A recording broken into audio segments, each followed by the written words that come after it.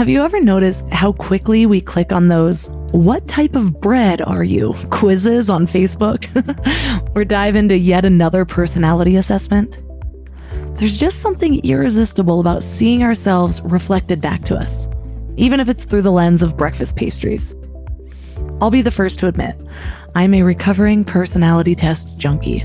From Myers-Briggs to human design, I've done them all. And for years, I approached these tools like collecting merit badges, gathering more and more labels to define myself. Until one day, I realized that I was doing the exact opposite of what I truly wanted, which was to strip away the layers and find my essential truth. So if you've been following my journey, you've probably heard me talk about moving away from some of these external frameworks. I've been on the path of removing labels, peeling back societal conditioning, questioning everything I thought I knew about myself. It felt like the more I could let go of these definitions, the closer I could get to my authentic core. But something interesting happened recently that completely shifted my perspective on personality frameworks. I realized that these tools don't have to be about adding more layers. They can actually help us identify the very patterns that we're trying to transcend. So think about it like this. Imagine you're trying to untangle a complex knot. You could just pull at random strings hoping to make progress.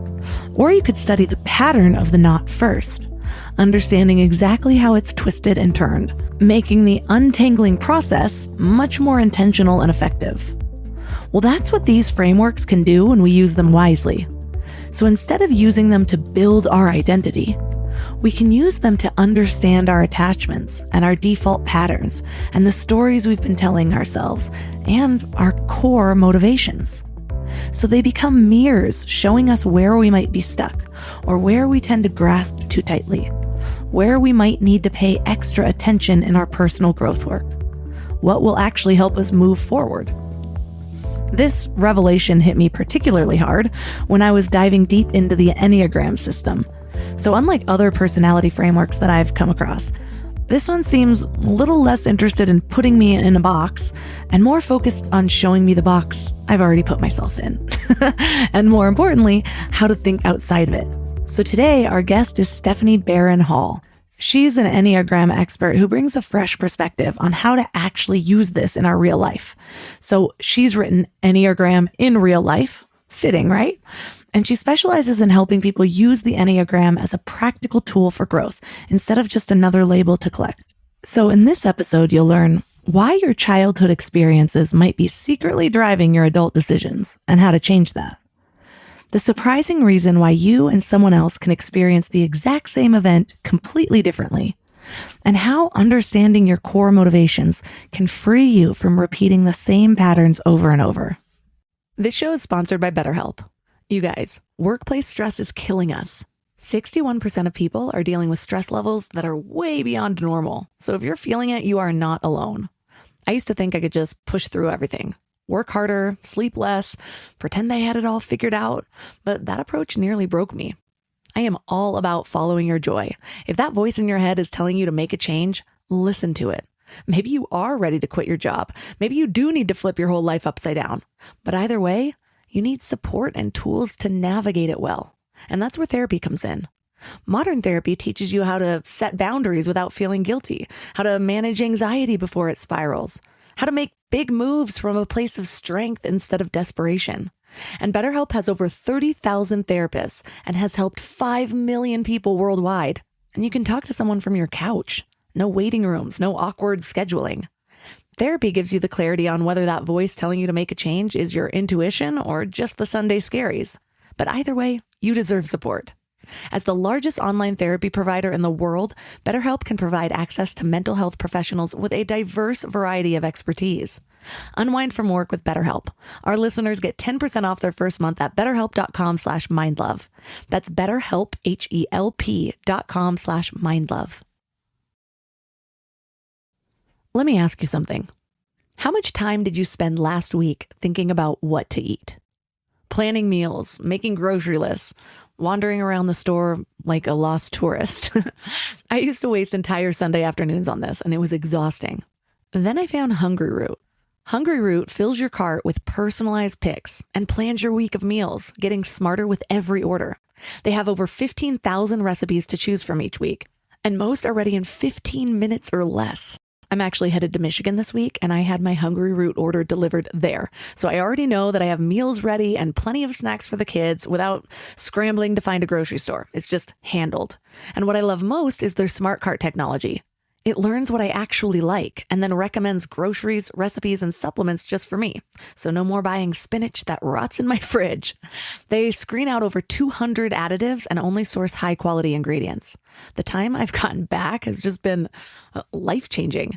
So take advantage of this exclusive offer. For a limited time, get 40% off your first box, plus get a free item in every box for life.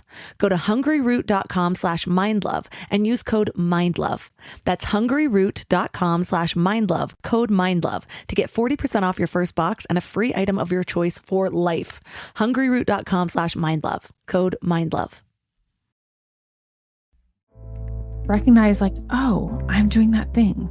Or, oh, I think I'm doing this for this reason. And the whole idea is to allow a pause so that you don't always go for your automatic reaction, but you allow that pause to then have another reaction come up or to choose something different. Because a lot of the time, the things that we always do are because we've needed them. They're, our survival strategies. But once we're adults, we get to choose something different. And so I think the most helpful thing is to be like, oh, I am turning up the radio right now. Why am I doing that? Oh, I'm having a feeling that I don't want to listen to. Let's just be with that feeling for a moment and see what that's like. Turn up your frequency with Mind Love. Bite-sized brain hacks for seekers, dreamers, and doers. It's time to give your mind a little love with your host, Melissa Monti. What intrigued you enough about Enneagram to make it your life path?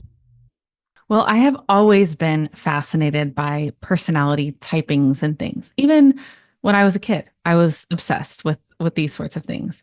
And so that led me to discovering, when I was actually studying psychology in my undergrad, this thing of using personality assessments and things like that with team bonding and team development. And I was actually able to do that in one of my first jobs out of college.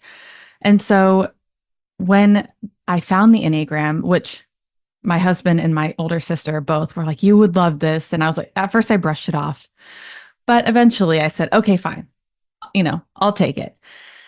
And I fell in love with it because it was motivation based. And I think that's really unique. And we can get more into what that means. But I was so interested in this tool that was not about where I was at the moment, but kind of about where I'd been and where I'm going and like what the growth trajectory is for my life.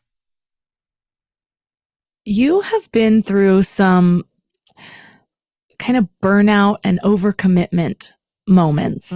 How has that shaped the way you approach the Enneagram as a tool for growth? Yeah. So part of it is my type.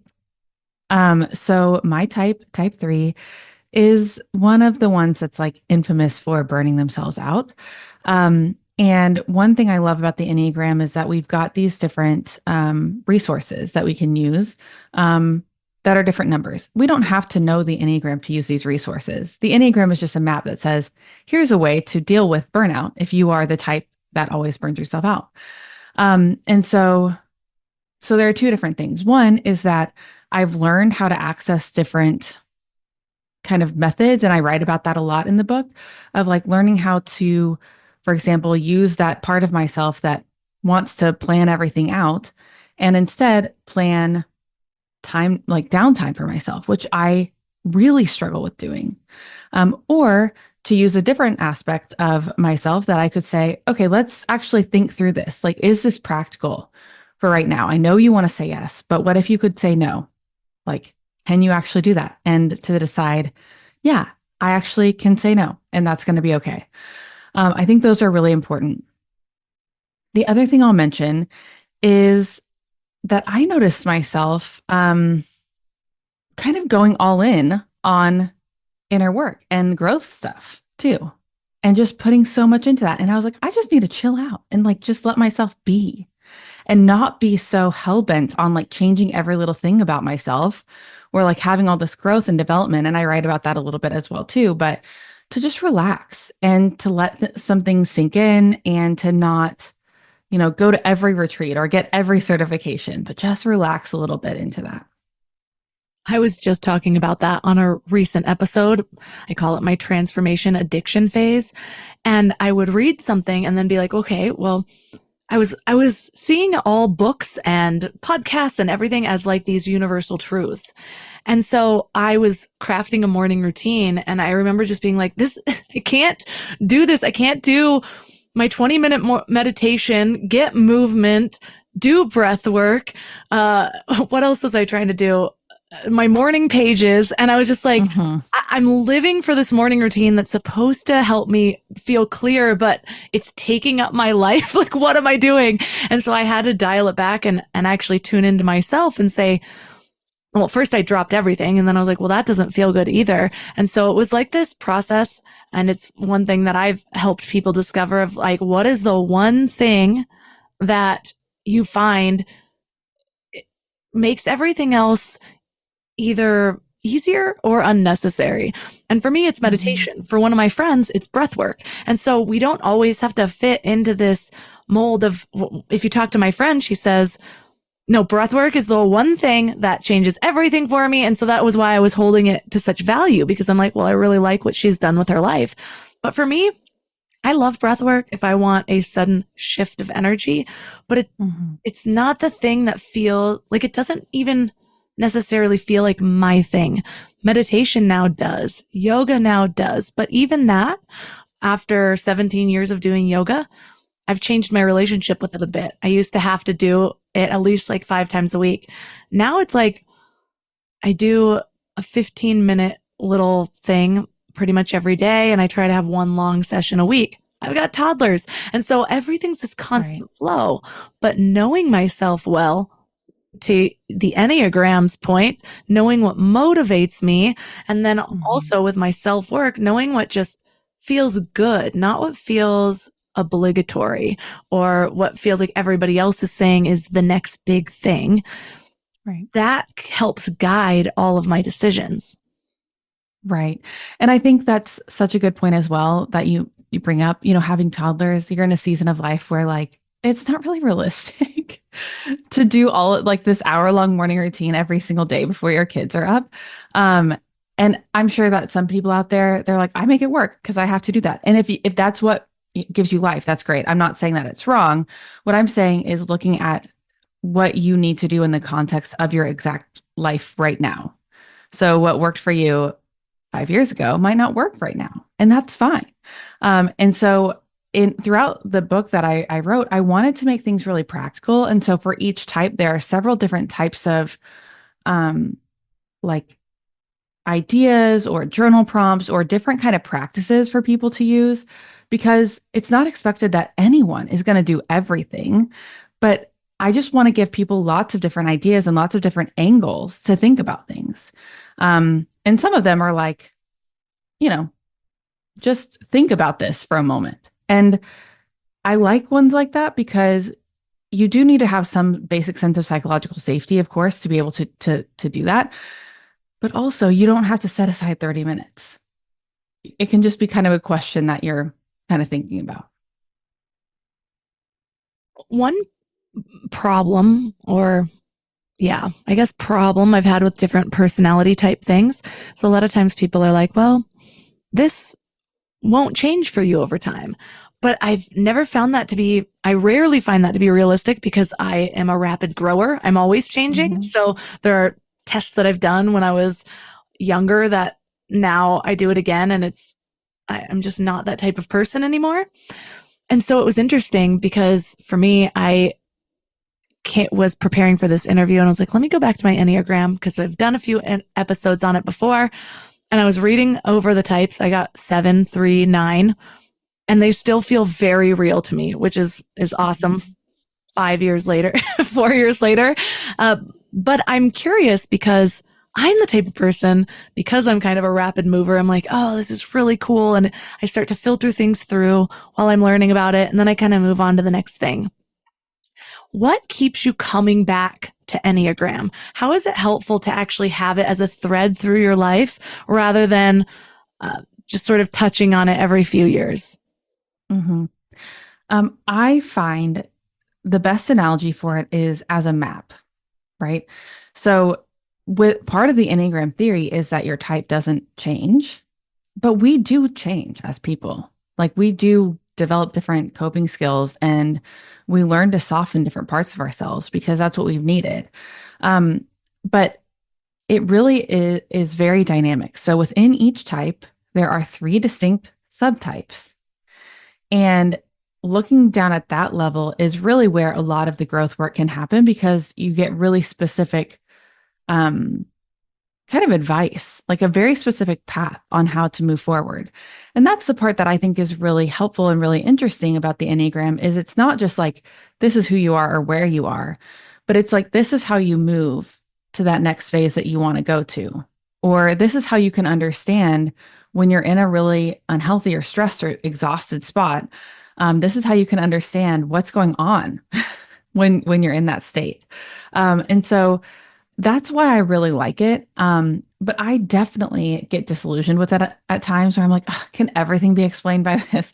And of course, we are layered, complex humans. Like we have a lot of different facets of ourselves that come into play. But because I have the privilege of teaching this tool in corporate spaces, I constantly get the feedback because I actually work with a lot of HR departments. And they'll be like, I've done every single one of these assessments. And then they take the Enneagram and they're like, this is the first time that I'm like, oh yeah, this gets me. Or I'll do a teaching and people have these huge light bulb moments where they're like, oh, I knew I did that, but I didn't understand why I was doing that. And so that's what I really like about it. Certainly there are people that just go through phases and that's totally fine too. But for me, I think that there's like this deeper level of it and constantly reimagining how it applies in my life that I think is really helpful. So what's the best way to find your Enneagram type? Is it a quiz? Is it a reflection? Yeah, great question. This is probably the trickiest part of the Enneagram because finding your type can be quite difficult. So I always recommend that people take a quiz. There's one in my book. There is going to be people can also grab my self-typing guide, where they'll find instructions. But basically, it's looking at all of the types and looking at maybe your top 3. So like for you, for example, you narrowed down to 3, 7, and 9. So looking at your top 3 and then reading more detail on those top 3. Maybe listening to podcast interviews with people of each of those types or panels. There are lots of great panels on YouTube. Why that's important is because I obviously love books. I love reading. I really like that. But there's something that you get in the quality of, you understand more about the quality of the type, the energy that they put out, those sort of ineffable qualities that we can't really put on paper. You're going to get more of that in a panel or in an interview. And sometimes I'll meet somebody who's like, I'm definitely a 9. And then they go and all of the 9s on the panel are very even keeled, very easygoing. And they're like, whoa, there's not that much energy coming off of them. And I feel really energetic. And then they think, oh, maybe I'm actually a 7, so that can kind of be one of the ways that plays out. So it's a multi-step process. Again, quiz, read up on your top 3 types, typically. And I really encourage people to read resources that include the subtypes, because that's how most people mistype as well. And then watch some podcasts or panels on YouTube that will kind of flesh those things out.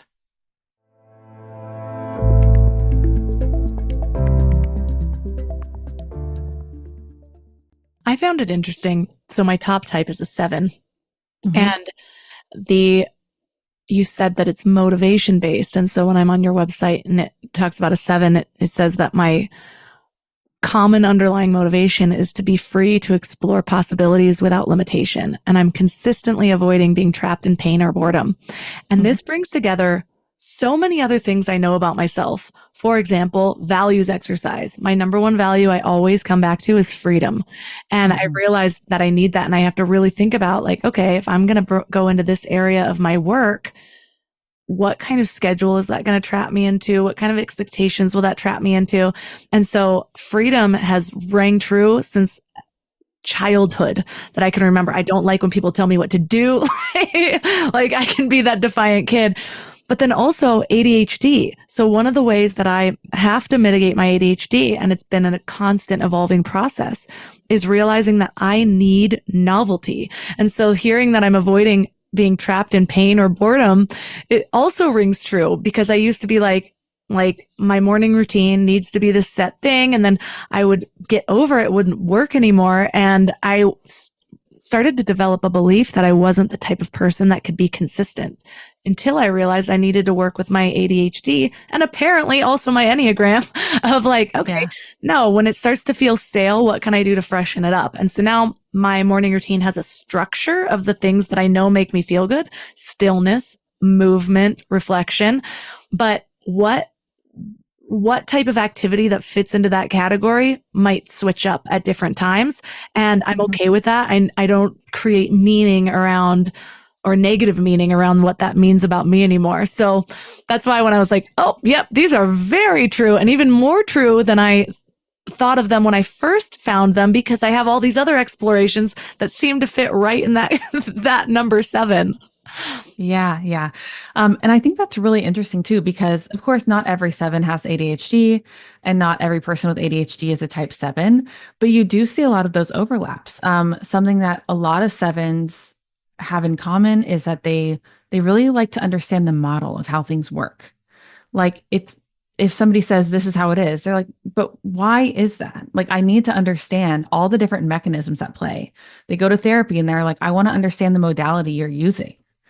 Like what is happening here? And 7s are always working on some puzzle in their minds. Now, other types with ADHD will do that. So I have ADHD as well. I resonate most with type 3. So that is going on a little bit in my mind, but that's not the central focus because I have this entire different motivation that is about kind of managing the image that other people have of me and all of these sorts of things. And so, yes, it's super interesting to see how those things line up. And that can be a really helpful way to find your type as well, of like, what is the feedback you've gotten throughout your life? A lot of 1s, for example, will say, I've always been told that I'm way too hard on myself or that I'm too much of a perfectionist. So we all get this feedback and then we see the Enneagram and we're like, oh, okay, yeah, I see that. Tell us about your type, the type 3. Sure. And if you'd like, I can go through all 9 as well. But type 3 is motivated by the need to be successful. And successful is very like kind of changeable depending on the person. But it's really about being successful, admirable, and impressive to other people. From an early age, 3s thought, if people are impressed by me, if I perform well, that's how I get love, and that's how I get affection and attention. And so they really quiet down their internal, cues and all those sorts of things, and decide I'm going to be this person who will perform well in this room, who can shapeshift to be whatever I need to be, and I'm going to show up as that person. And I believe that I am that person. And their kind of worst case scenario, or the thing they're constantly avoiding, is being a failure or falling short of their potential. And so they worry a lot about, no, I wouldn't even say all 3s categorize it as worry, but they consider a lot. How do other people think of me? And how can I make sure that they think well of me? And so they're kind of always managing that aspect of themselves. It's like a lot of their image. Now, image isn't necessarily always about looking a certain way, but it can be how other people perceive you. That's the image, right? And so sometimes that means, well, I want to be in with this crowd. I'm from, for example, I had a client who was from the rural Midwest and really identified with like, I'm just a down home boy. Like, you know, this is my image. So they're like, I don't like fancy cars. But they still were a 3. And so that image management piece was still coming across. So for 3s, the work is really, for 7s, the work is to build that structure for yourself and to find ways to support yourself and also find ways that you can thrive within limitations. And kind of build that for yourself and learn to say no to all the amazing activities and ideas that you have. And for 3s, the growth work is really about tuning into your emotional side and recognizing, who am I? And asking that question and understanding, what are my values? What do I really want in life? What do I say yes to? Not because I want to, but because I believe that's what other people want from me. And so getting to know yourself and going more in your own authentic way. I do want to go over all of them, but beforehand, I want to know how the subtypes play in, because it like astrology where it's like, well, this is how you present yourself and this is how your inner world is or whatever. Yeah. So it kind of feels a little similar in some ways. So let's talk about type 7, for example. So we have the overarching motivation, and 7s have this passion of gluttony. So they like to explore and sample and try out everything they possibly can. And the subtypes are actually 3 survival instincts that interact with gluttony in different ways. So the 3 survival instincts that are the same for each type are self-preservation, which is I'm responsible for my own survival. They focus a lot on risk management, security, health, things like that. Social, which they think if the herd survives, I survive. So they think about belonging, who has the power. They think about the social good and what, the collective good. And then sexual, or sometimes I call it spark when I teach in corporate, which is about having a really chemistry-laden one-to-one connection, bonding, merging with somebody else. But it can also be very much about adrenaline and kind of having that impetus to go out and do something big. So sexual subtypes tend to be more about a deep connection with one other person, but it also is kind of about that chemistry and getting like a spark in life. So the self-preservation 7, they think I can work any deal and I'm okay with delaying gratification some so that I can have more resources later. So a lot of the time they will save up all of their financial resources, for example, and they'll be very frugal, or they'll figure out all these ways to work the system so that they don't have to spend any money, but they can amass some and they still get a lot of fun and excitement and enjoyment out of daily life. There can be a bit of hedonism as well, that streak too, because they're like, what's here and now is all that there is. They tend to be more pragmatic of the 7s. But they're also kind of okay with like working really hard. And sometimes they mistype as 3s because sometimes there's a stereotype of 7s not finishing anything. And that's really not true of self-preservation 7s. This is funny because I'm also a Taurus, and Taurus has a really big love for material things. I've got this 7. And then you're talking about this sort of resourcefulness. I cannot relate to the saving up everything and then splurging. I can't do that because it is like the here and now. However, everyone throughout my whole life has called me resourceful because I will find a way to get what I want. I end up getting free things somehow, like playing the system. Even with my podcast, there's been certain times where I'm like, oh, cool, I love this sponsor, because they'll send me stuff. And in the beginning, I was more excited to get the free thing than what they were paying me to like sponsor the podcast. Like, with the money, I could have just bought this and then some, but for some reason I'm so excited about the freebie. Yeah. But yeah, it's just funny how every single typing I've ever done seems to fit so well into this one umbrella. Yeah. So the social seven, they kind of go the opposite way. They're like afraid of being selfish. Deep down, they believe, what if I am a little selfish? So, um, they're terrified of that, which other sevens are like, it's okay to be a little selfish sometimes. But social sevens think, no, that's not okay. So they really serve the common good and they work so hard to alleviate pain from their close loved ones or the people they work with. There are a lot of social sevens in helping professions. A lot of them that I know are coaches or nurses or therapists because they really like helping people not experience pain anymore. And so, in that way, social sevens can kind of put themselves last sometimes. Like one example that I've heard is where at the end of a party, things are winding down. They're like, oh, I'm going to go refill champagne for everyone because that'll keep the party going. And it's very sacrificial. Like it's a nice thing to do to make sure everyone else has champagne. Um, so that's a way that they kind of navigate that.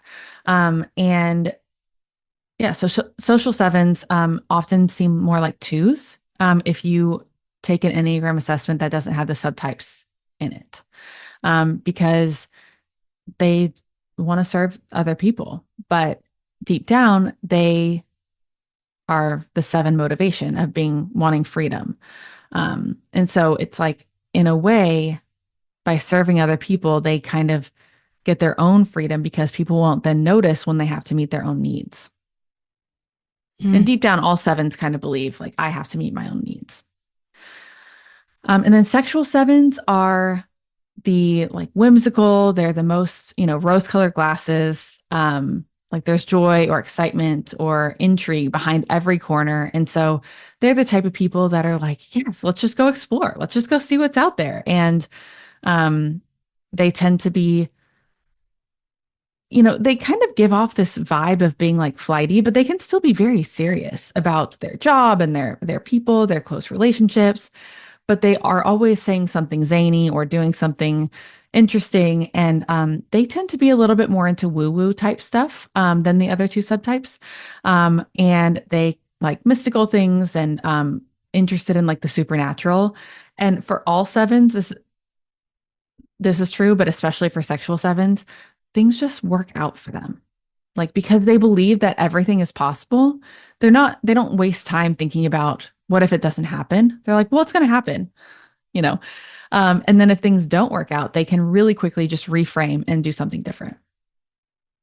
I resonate with that one also. Mm-hmm. One more thought on the gluttony thing. I find it interesting that I struggled with bulimia for a long time as well. Mm-hmm. And so definitely the 7 in there. When you say subtype, does that mean that that is not your overarching, or does that mean every single number that you're picking is one of the subtypes as it is? Does that make sense? Yeah. So it means it's kind of like I'm a 7 and then my subtype is self-preservation 7. Gotcha. And then we all have all 3 of them within us. But there's one that's typically very dominant, and that's the one that we call the subtype. And then there's one that's secondary, and then one that's repressed. So, yeah, I mean, different people kind of see that differently, but the way that I see it is your subtype is kind of what you see in action on a day-to-day basis. So you probably will resonate with all the subtypes of your type, but the one that you see in practice and your behavior, that's the one that is really going to stand out. I find it interesting that one of the ones that I resonated with was the sexual 7, but the description didn't really seem sexual. Yeah.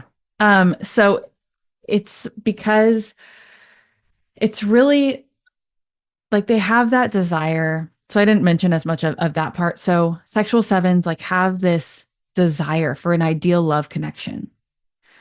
And they're really good at the start of a relationship. But the sexual 7 drive is for this idealism. And it doesn't make them that great at staying in a relationship, because the second they start to feel kind of trapped or tied down or stifled, they're like, oh no, like this isn't right. This isn't the ideal. And they have to go explore and find something different. And so that's part of the reason that they're always driven to go out and explore and gather more information, and gather more experiences.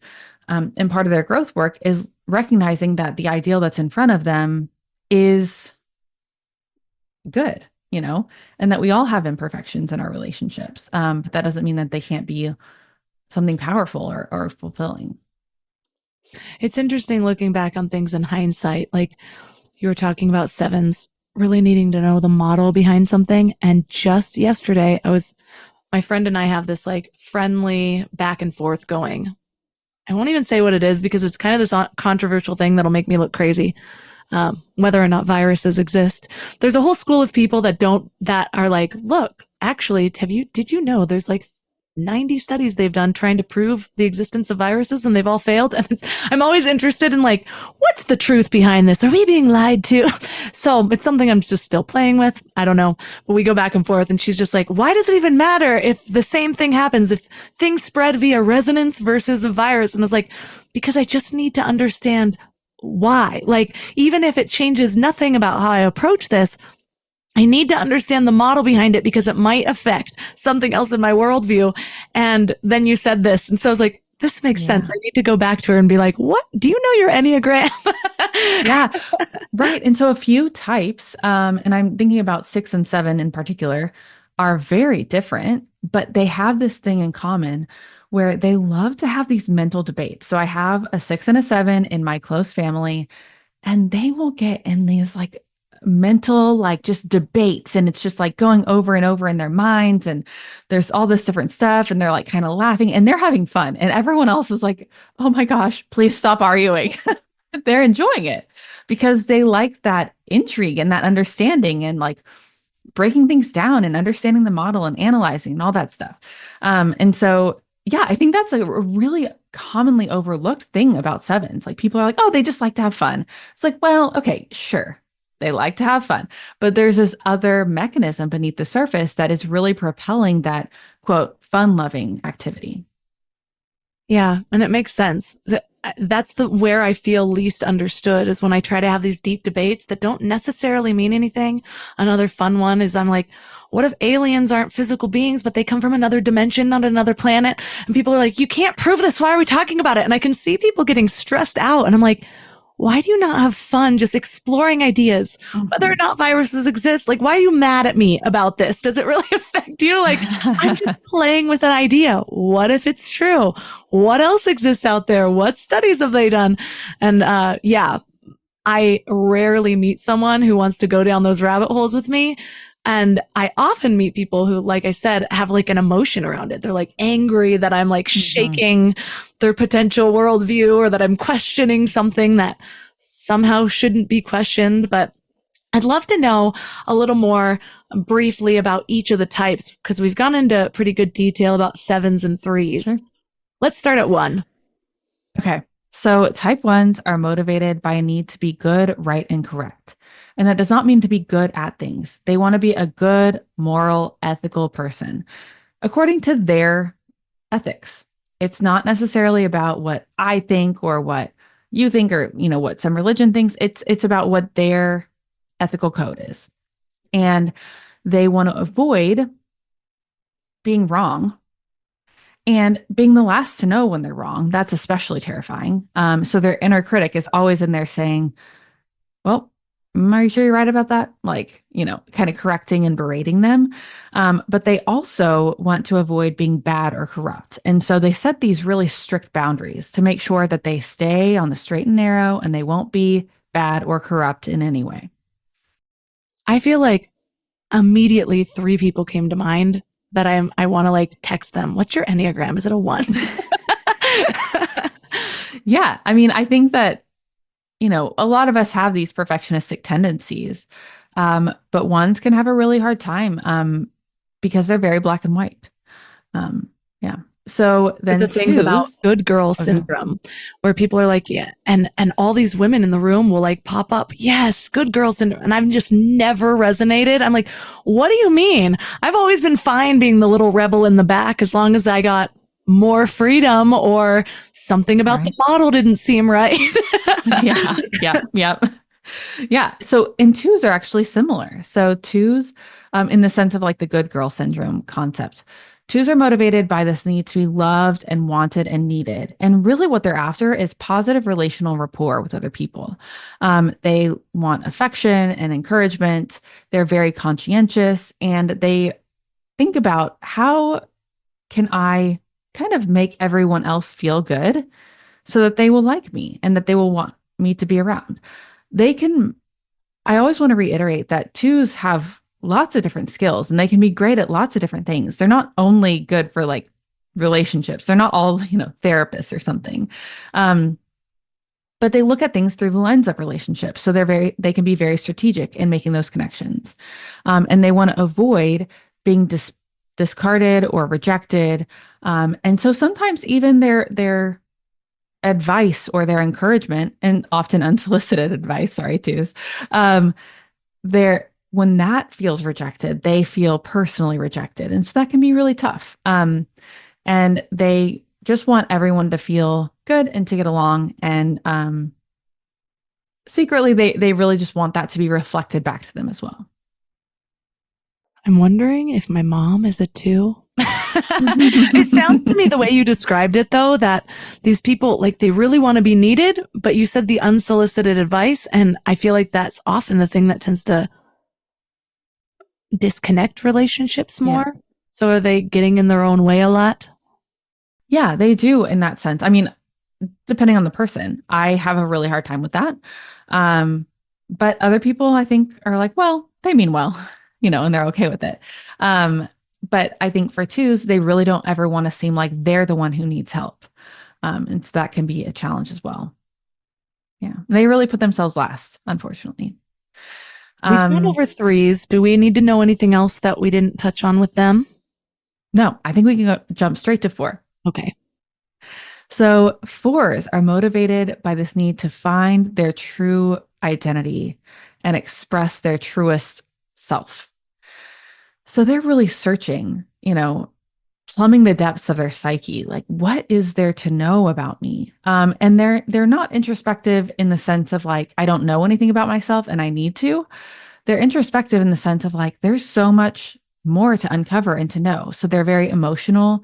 They're very in tune with their own emotions. They typically are really good at describing exactly how they're feeling about things. And even if they don't express it directly, they kind of marinate in it a little bit. They have this just very imaginative, rich inner landscape.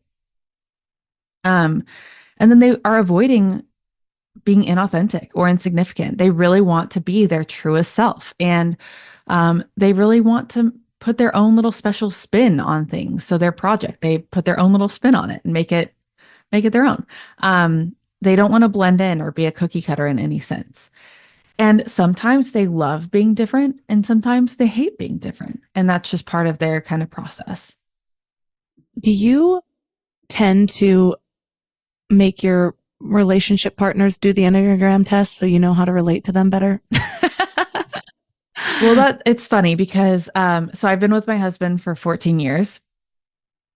So I learned the Enneagram throughout this time, and he has had a heck of a time figuring out his type. And it was something that for me, for my own growth work, I was like, I need to step back and let him have his own process. And so he finally figured it out, like for sure, a year and a half ago. And it has really resonated and it has really helped because I suddenly realized some things that I'd been interpreting as him saying, oh, you can't do that, was just him having his own fears about things. And that's okay for him to have his fears. I mean, we can have a conversation about him projecting them onto me, but like he's allowed to have them, and instead of taking it so personally, we were able to kind of depersonalize that some. And so that's so helpful. I mentioned how when you were talking about Enneagram 1, a few people came to mind, and I could see how having this information previously could have been really helpful. Because, for example, during all the lockdowns and all the crazy things, there were quite a few different worldviews happening. And me and one of my close friends, I was just like, I need to find the truth of what's going on. Why are we being told this and then being told that? What about this? And so I'm like, everything that's coming up, I'm scanning it across my entire worldview, what I know to be true about certain things. And she was like, good girl, like, no, we're being told to do this. So this is what we need to do. Yes, we're being told to do something different now, but that's because they must have found new information and we need to fall in line and be good moral people. And so we really, really clashed during this time. And it was just for a period. We're good friends again. But I can see how even just seeing that now, I'm like, oh, that's her core motivation. And oh, this is my core motivation.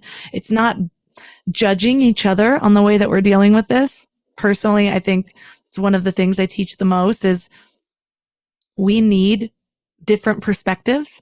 We need the entire spectrum. Even if somebody's on the far end of view and you have no idea, just thank them for being the one that's holding that point of view so we can create balance in the world. But anyways, sometimes it's hard to find that balance because we're taking things personally. We're wondering if their point of view is creating meaning around us. But instead, if we're just looking at it as the way that they move through the world, what their core motivation, it can really help with acceptance from people who are handling things in a very different way than you. Yeah. Yeah. And it's really useful, especially with teams and in relationships, to be able to dissect that a little bit and understand, okay, let's just have some compassion and some empathy for how different people perceive the world, and figure out a different way to work together, based on that. So fives are our next type. Fives are motivated by this need to be competent and self-sufficient. And in order to do so, they really decrease what they need from the world. So they can almost like border on ascetic type people where they're like, I just don't need much, or anything that they do need, they can meet it with their own resources, because their worst fear is being depleted, and their energy, time, financial, emotional resources being depleted. So when that happens, they have to withdraw, and they feel very intruded upon by others who are kind of like trying to help or reach out, because they really need that alone time to really recharge. They love to be in facts and data, and they don't really like the emotional side of life too much. They can deal with it, but they tend to do that on their own, in their own minds. So very cerebral and introspective type as well.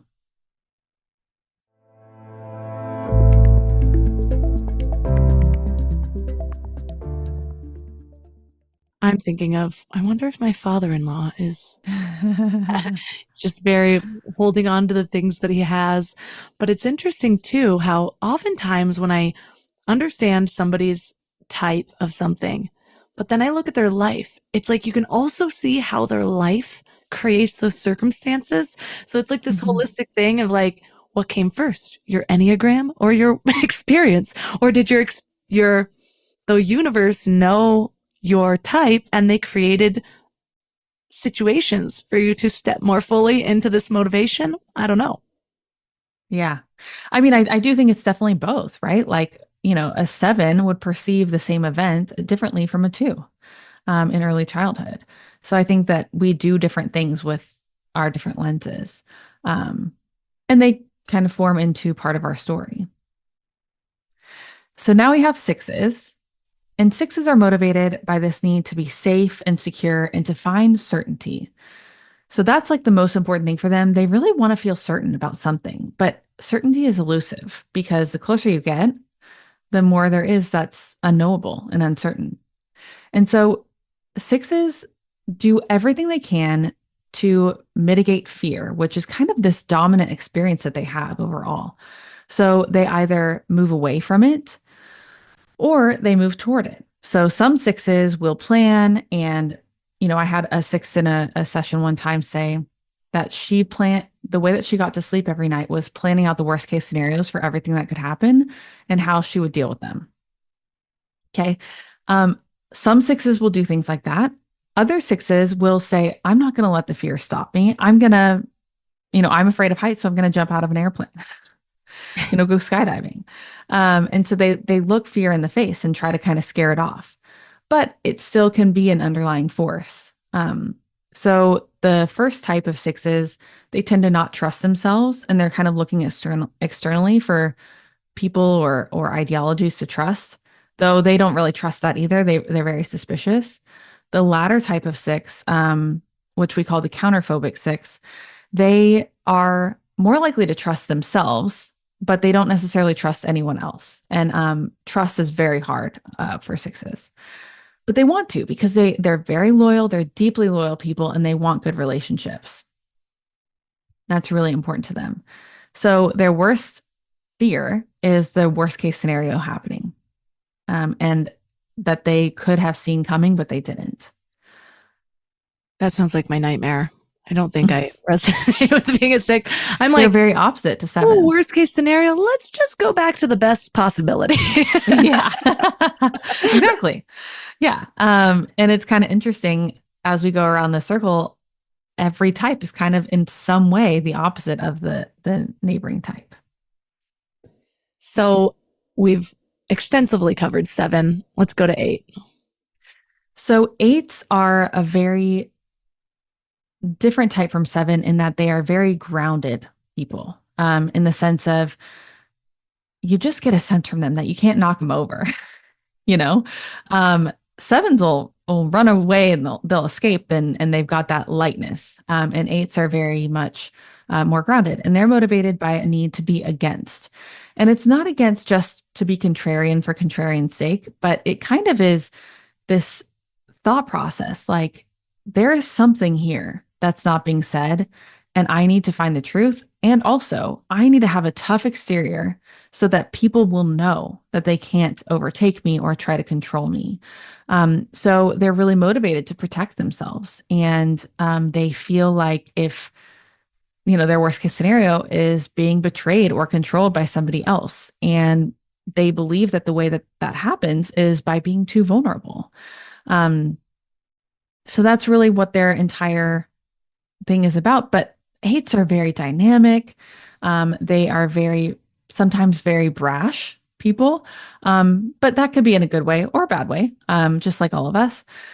They're very concrete. They don't really deal in abstractions too much. And they're protective not only of themselves, but of their closest people as well. And a lot of the time, 8s will protect the marginalized as well.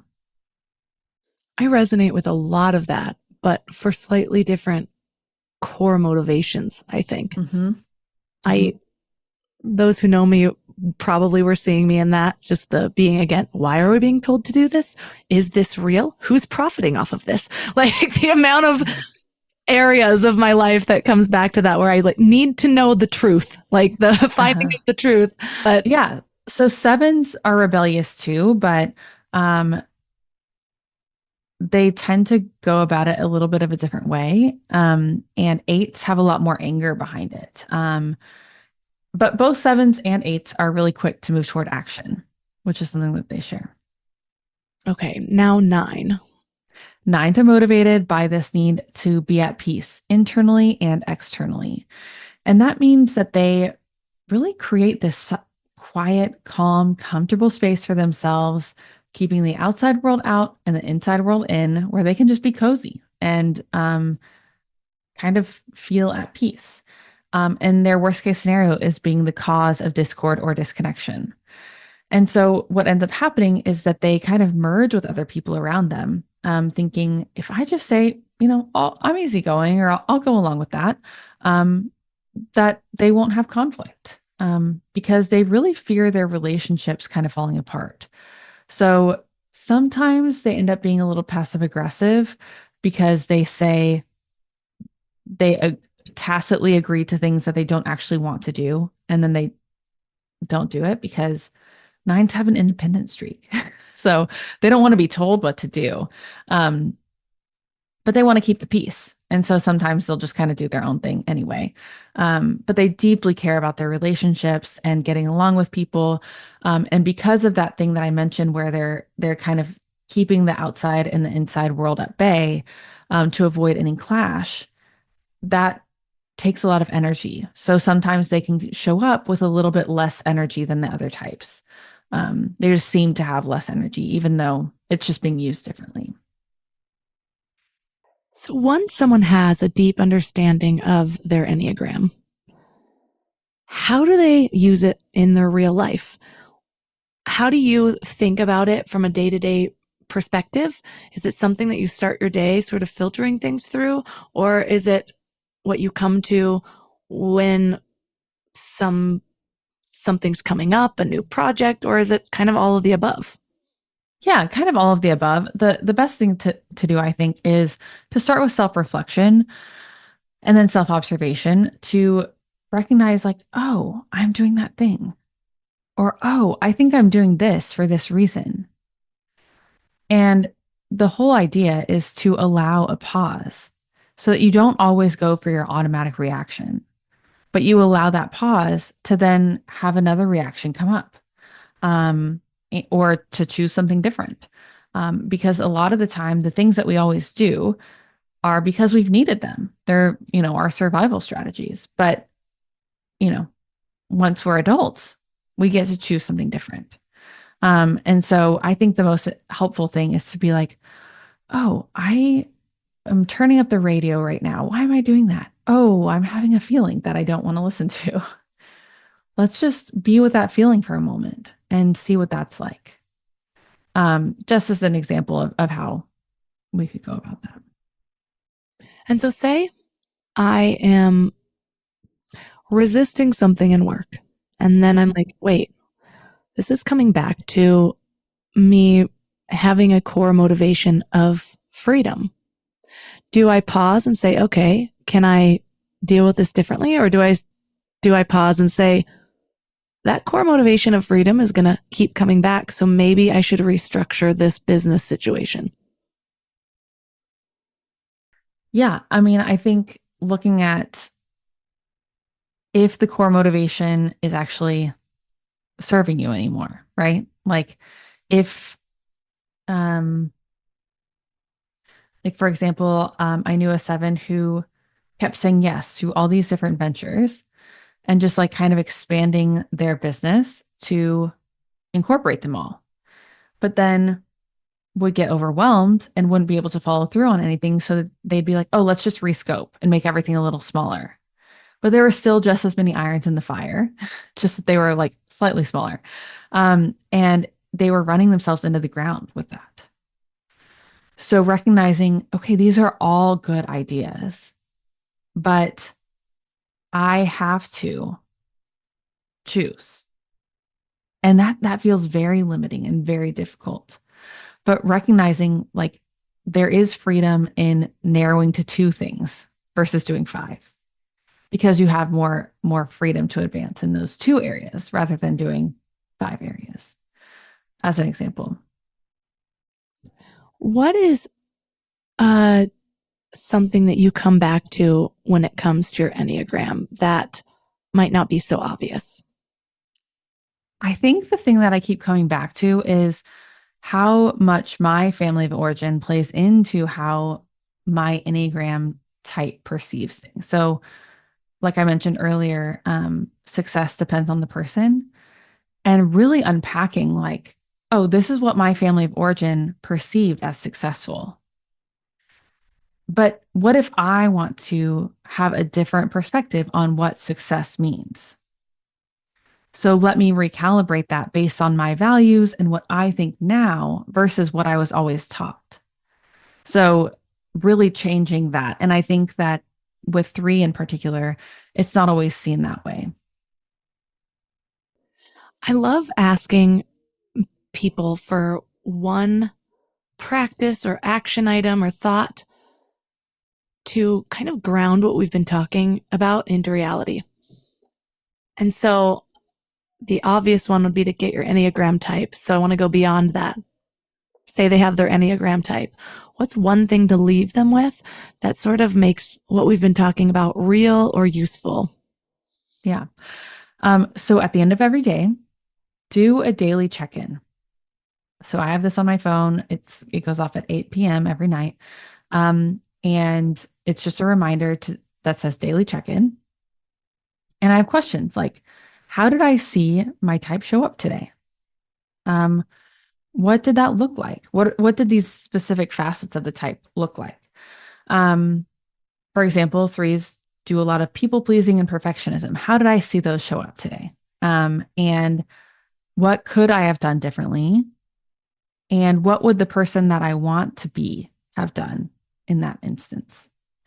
So really, honing in on those, a couple things in your type that you want to work on, and ask yourself, what would have gone differently? It's just a simple self-reflection, but it's really easy, I think, and it takes less than 5 minutes.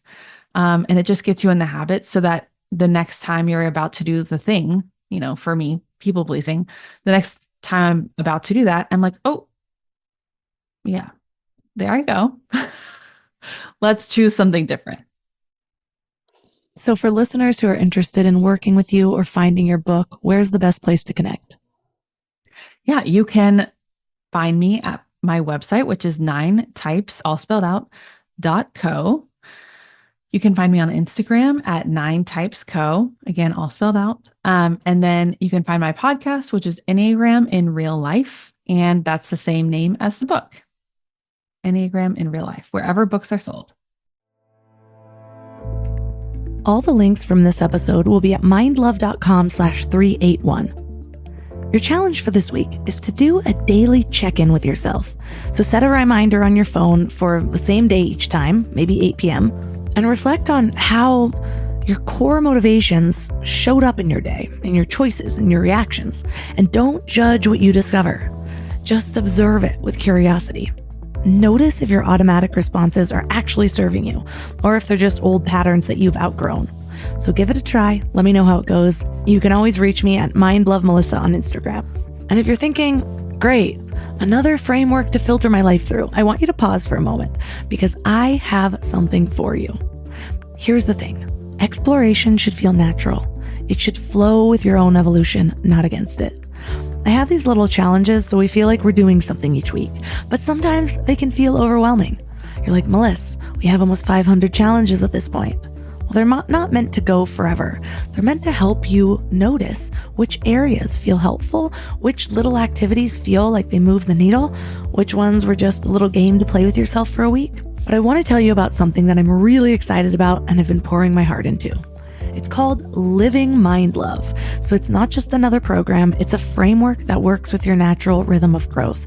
So month by month, we focus on a different area of your life, building momentum in a way that feels just really easy and aligned. So no pressure, just steady, meaningful progress. So every month focuses on a different foundation, something that's key to giving yourself the space to find out the truth of who you are, what your motivations are, how to work with the natural laws of the universe so that it doesn't feel like you're pushing a boulder uphill, but you're finally flowing with the way you and the universe work together.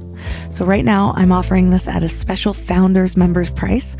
You also get access to the first Mind Love community. And this is honestly like 50 times the value of what I'm offering it for.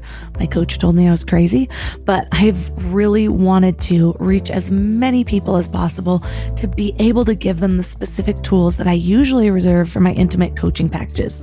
So head to mindlove.com/living to check it out. That's mindlove.com/living.